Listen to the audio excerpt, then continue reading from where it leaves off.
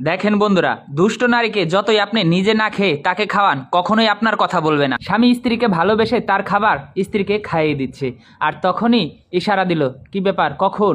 তখন স্ত্রীও আঙ্গুলের ইশারা বলল, 2 মিনিট অপেক্ষা করো।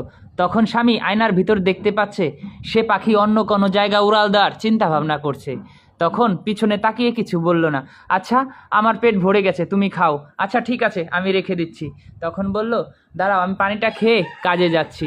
আর এইভাবেই কাজের ব্যাগ হাতে নিয়ে সে যাওয়ার একটা ভান ধরলো এবং ঘরের আড়ালে গিয়ে অপেক্ষা করতে লাগলো। স্ত্রী যখন দেখলো স্বামী চলে গিয়েছে, ঠিক তখনই সে নাগরের কাছে হাঁটা শুরু করলো, আর স্বামীও পিছন পিছন ফলো করে রাখছে। কারণ চোরের 7 দিন গেরস্তের একদিন। চরিত্রহীনা মানুষগুলা খুবই চালাক হয়, অস্বীকার করে ফেলবে, তাই সে কিছু মুহূর্তের ফটো তুলে রাখলো, পরবর্তীতে তাকে দেখানো হবে।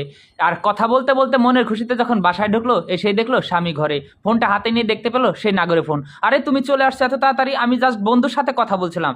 বন্ধু? এই বন্ধুর সাথে কথা বলছিলা? দাঁড়াও, তোমাকে আমি তোমার বন্ধুর ফটো দেখাই, দেখো তো তোমার বন্ধুকে চিনতে পারো কিনা। তখন মোবাইলটা হাত থেকে বের করে দেখালো, এটা না তোমার বন্ধু? দাও, এই মঙ্গলসূত্র তুমি পরার যোগ্য না, এটা আমার কাছে থাক, তুমি তোমার ওই প্রেমিকের কাছে চলে যাও। সত্যি বলতে দুষ্ট গরুর থেকে শূন্য গোয়াল অনেক ভালো, তাই সে তাকে ছেড়ে দিয়ে নিজের মতো চলে গেল। সে আর